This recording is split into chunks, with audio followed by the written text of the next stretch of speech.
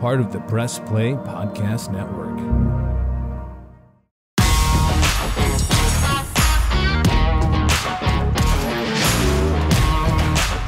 Welcome to another edition of the Dennis Manoloff Show, part of the Press Play Podcast Network. Producer extraordinaire Jordan Powell is on the other side of the computer screen. And I want to devote this podcast primarily to congratulating the Cleveland Cavaliers on yet another box check. They've checked about 65 boxes so far this season, and they will continue to do so. As Jordan and I are taping, it is Monday night, March 21st, and the Cleveland Cavaliers are preparing to play the Los Angeles Lakers at Rocket Mortgage Fieldhouse. LeBron and the Lakers come to Cleveland for their only meeting. Rocket Mortgage Fieldhouse is going to be raucous. You're probably going to get this podcast after the game is over, so I don't know exactly what's going to happen. I'd like to think the Browns are going to win, or the Cavs are going to win, especially given the state of the Lakers. But you never know. The Lakers rose up and beat Toronto the other day in Toronto, so they're capable. And LeBron's playing out of his mind in his 18th season or 19th season. So you never know. But here's the key. Entering the game, the Cleveland Cavaliers were 41-30. And they had an opportunity, if they were to beat the Lakers tonight and the Washington Wizards were to lose in Houston, the Cleveland Cavaliers would secure at minimum the number 10 seed in the Eastern Conference and thereby qualify for the play-in tournament. Now, on Twitter, I had mistakenly said that the Cavaliers with the win Monday night and a loss by the Wizards would qualify for the playoffs. And I was told, you're wrong about that. I dug in a little bit and then I looked.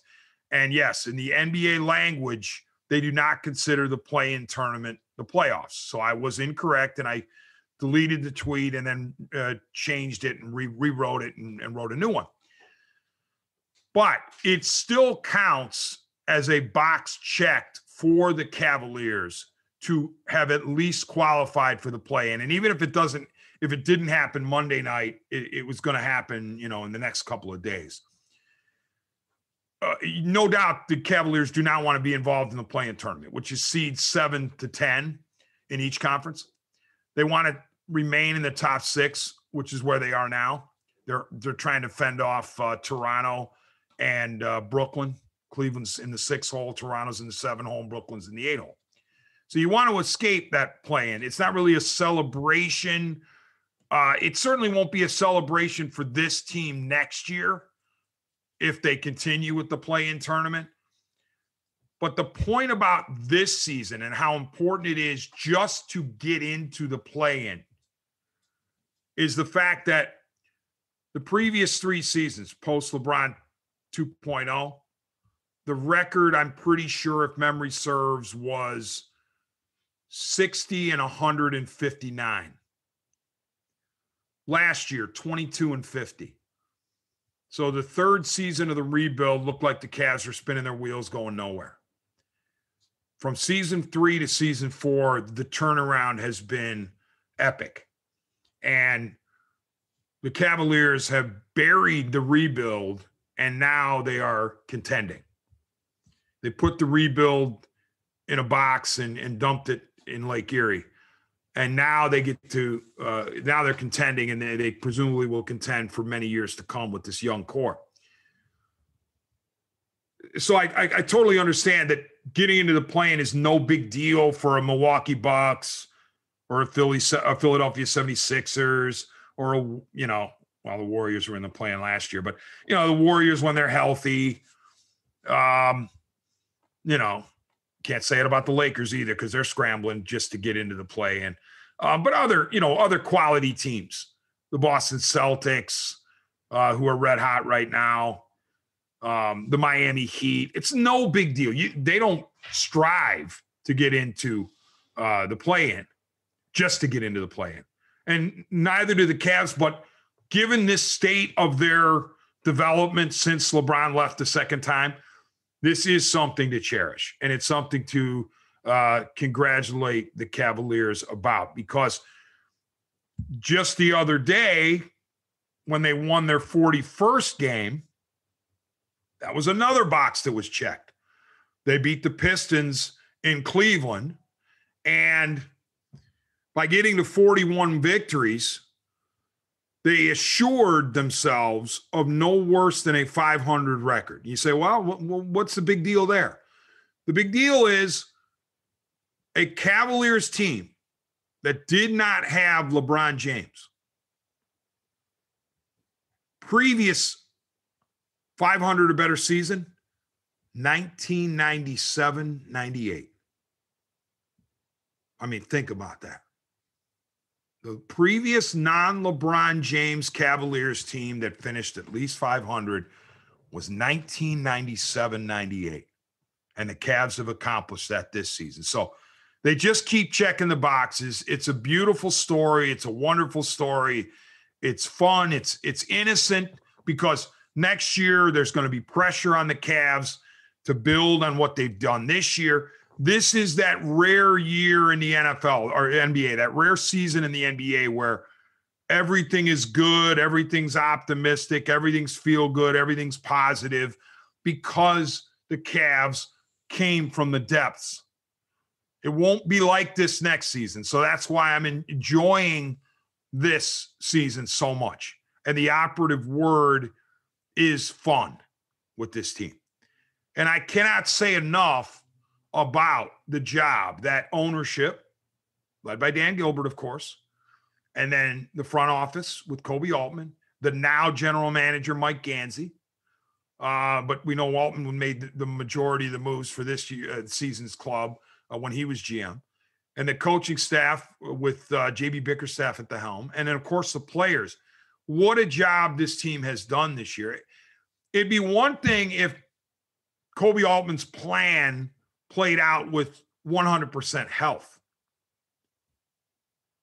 But think about what the Cavs have had to overcome when it comes to injuries and illness.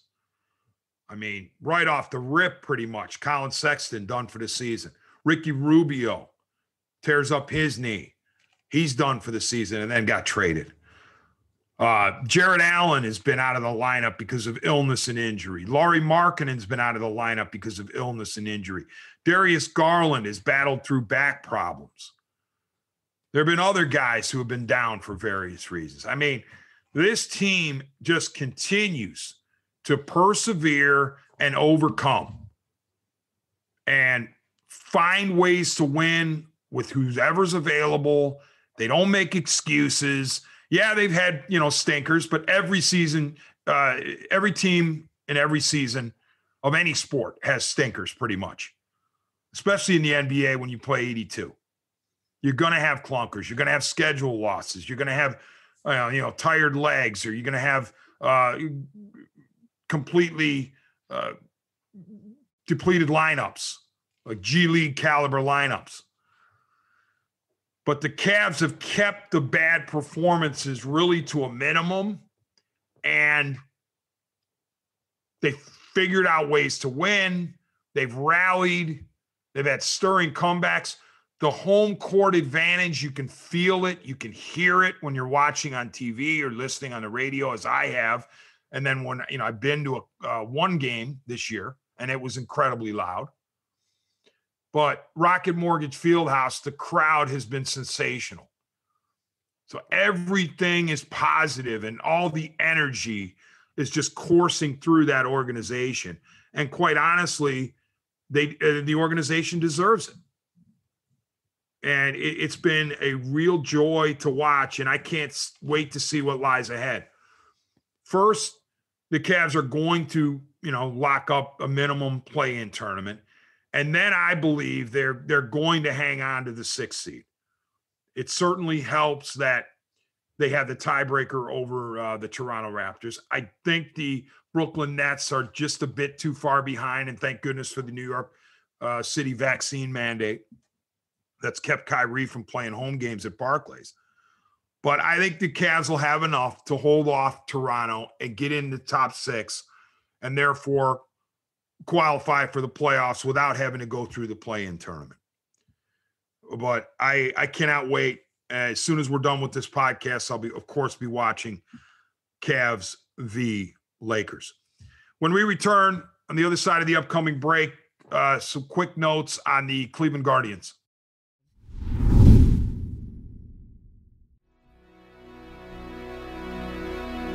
Hey everybody, it's Sam Amico from Cavs on the Break NBA podcast. Be sure to give us a listen for all your Cleveland Cavaliers recaps, analysis, breakdowns, draft talk, free agency. The list goes on and on. Give us a listen, Cavs on the Break NBA podcast.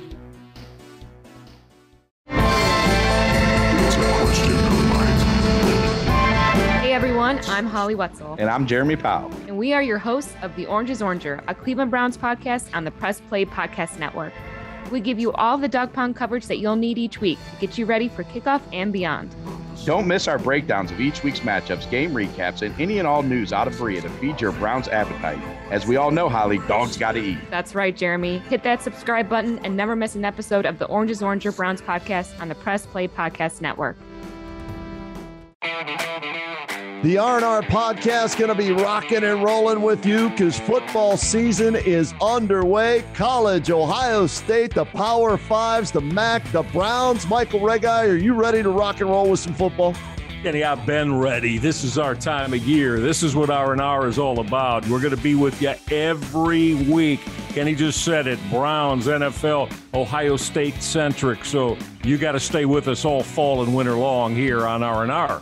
That's right. The Regai and Rhoda podcast coming to you here on the Press Play Podcast Network. Subscribe now and don't miss a show.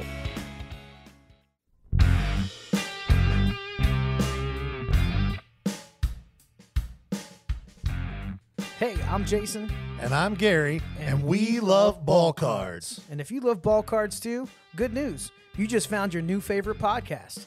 From breaks to grading. And from collecting to flipping, join us on the Ball Card Show. The sports podcast for the sports collector. Hello, Brooks here with the Books with Brooks monthly book club podcast. We read one book a month and then we talk about it. Books like Stephen King's The Shining or Where the Crawdads Sing by Delia Owens. If you're on the hunt for book recommendations and enjoy sparkling conversation, come read along with us and then listen in.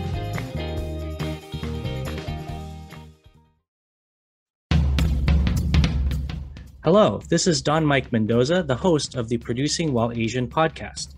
Join us to listen in on conversations with everyone who identify from producers to non-producers who all are part of the AAPI community.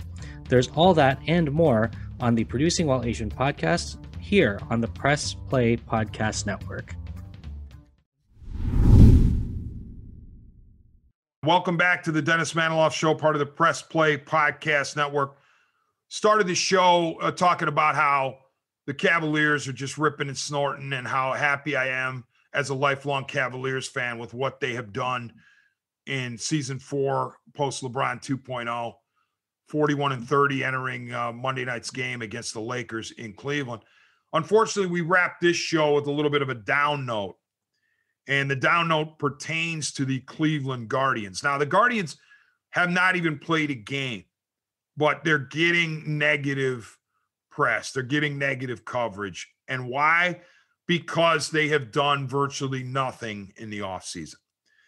My buddy Dibbs, loyal listener to the podcast, loyal listener to the radio show, he sent me this little paragraph from CBSSports.com when a particular writer for CBSSports.com was doing his capsule looks at every team in Major League Baseball and how they have performed in free agency. His capsule on the Guardians, quote, "You almost have to admire Cleveland's ownership and how they're dedicated to wasting employing Jose Ramirez and Shane Bieber at trifling salaries. The Guardians had signed one free agent to a big league deal as of this writing, and that was backup catcher Luke Maile. Brutal and unacceptable, grade F. F as in failure. Okay? So it interested me enough that I put it out on Twitter and essentially lit a social media forest fire, at least in my sphere of influence. And I mean, the people came in hard and they are furious. And they're talking about, I mean, just some of the comments I'm looking through here now. Should one of the great, this was actually a comment multiple times. F was generous. Should have been F minus. Do something, front office. What a tragedy. Not really disappointing. Again, in sports terms, a tragedy. Man, it would be fun to get paid to do absolutely nothing. I could sit on my couch and do as much as Cleveland management is doing right now. What the bleep is going on with the Cleveland Guardians? Sell the team, sell the team, sell the team, sell the team, and on it goes. I mean, here's my point. I don't blame fans for being up in arms. I don't. And here's the thing about that I would say to the Guardians ownership. If you don't want people disparaging your team, then you got to do something. And I begged this organization, this franchise, once the lockout was lifted. I mean, I begged them going into the lockout, before the lockout hit on December 2nd. Please sign somebody. Please have some sort of a feel-good entering what we knew was going to be a difficult winter for Major League Baseball because we knew the lockout was coming. Please sign somebody. They didn't. I even said, I'll take a new contract for Jose Ramirez over any free agent right now. Just get Jose Ramirez signed or offer him something legitimate as opposed to picking up his club option, which they did, and holding him to his club option. Well, they didn't do that. And they didn't sign any free agents. So then the lockout happened. You've already got a name change that's controversial. So coming out of the lockout, I said, please, ownership. And I'm not blaming the front office here. I'm not. The two main guys, Chris Antonetti, the president, Mike Chernoff, the GM. I don't blame them. They are not at fault because I know that they would go get guys if they were allowed to spend. But they're not allowed to spend. And I said, please, Dolan ownership, let Antonetti and Chernoff do what they do. Even allowing Antonetti and Chernoff to buy, at the flea market is preferable to nothing. And maybe, just maybe, Antonetti and Chernoff have a couple of moves up their sleeve between now and the opening of spring training. Maybe. I doubt it, but it's possible. I'm looking at the names just get crossed off the list every day, and I'm like, well, okay, if you have something up your sleeve, we'd like to know who it is because most of the preferable guys are gone now in that post-lockout frenzy of signing and trading. Even guys that I had identified as reasonable for the the Cleveland Guardians, a guy like Jock Peterson, he's gone. So I begged them, please do something, and they didn't. Well, what happens when you don't do something? And when you're as static as this organization has been this winter? Well, this is what you're going to get. You're going to get blowback. You're going to get frustration. You're going to get nasty tweets. It's part of the deal. Like, if you own a team, you accept certain responsibilities. And one of those responsibilities is to at least look like you are improving the product. And the Guardians haven't looked like they're improving the product. Now, here's the beauty of it, though. They have a wonderful rotation, an enviable five-man rotation. Bieber, Savali, Plesac, McKenzie, and Quantrill. Any order after Bieber. They got a couple of nice studs in the bullpen, including a lockdown closer, Emmanuel Clase. They have some nice pieces in the lineup, led by Jose Ramirez and then Franmil Reyes and Ahmed Rosario. But on the offensive side, they clearly have holes, and they haven't filled them. And fans are allowed to be frustrated because they say, well, gee, if you just had a little more legitimacy to the offense to go with that pitching, all right, now we can start talking about the Guardians as a legitimate contender in the AL. But when you look at that lineup as currently constituted, you really can't feel good about the ability to consistently score runs and thereby support a terrific rotation. And you look around the league and you look at the teams you're going to have to beat to get to the World Series, just to get to the World Series. And you're going, we don't quite stack up well. And it's unfortunate that the Guardians continue to use this, the internal candidates. We'll just keep giving chances to the internal guys. No, you've seen enough, especially in the outfield. You've seen enough from the internal outfield candidates. You don't need any more from, for example, I hate to pick on them, but Oscar Mercado and Bradley Zimmer. They've shown you enough. They're not everyday players. Maybe Josh Naylor is coming back from his knee, is tearing up his leg in Minnesota last year. Maybe he's your starting right fielder on opening day. Okay, fine. You roll with him. And you got Miles Straw at center, but you still have one hole in the outfield that needs to be filled. It could have been two if Naylor wasn't ready on time from his rehab. You're not totally sure about first base, but I get giving Bobby Bradley a chance. But at the very least, get an outfield stick in here with a proven resume in the major leagues. If you're not going to spend, now when are you going to spend? I mean, what is this payroll going to look like? It's microscopic.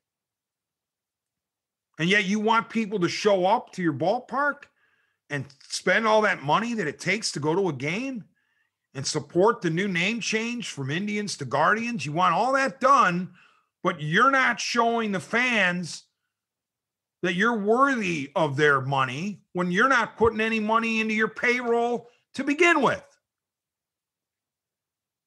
And it would be different if you had a roster full of superstar youngsters who were, who had gone to the World Series the previous year. But this team didn't even make the playoffs last season. It was a sub-500 outfit. Oh, but there were injuries, Dennis. There were injuries. Yes, there were. Yes. Some crippling injuries for the Indians, or for the then Indians, now Guardians. Absolutely. But still, in a bottom line business, it was a sub-500 team that didn't make the playoffs. So naturally, a fan of this organization, of this team, is going to say, well, improvements need to be made.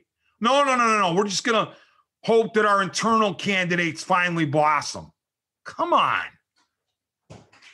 So I don't blame the CBSSports.com grade of F. I see where, what other grade are you going to give it? There have been no free agent signings. So it's frustrating. It truly is. And the kicker is the Guardians can compete. Even if they don't make a move, they can compete in the AL Central. The White Sox are going to be tough, the defending division champs. They're going to be tough to dethrone, no doubt about it. But you can't tell me that the Guardians, based primarily on that pitching staff, aren't better than Minnesota, Detroit, and Kansas City. So the Guardians can conceivably be in a two-horse race for the Central, even without doing anything.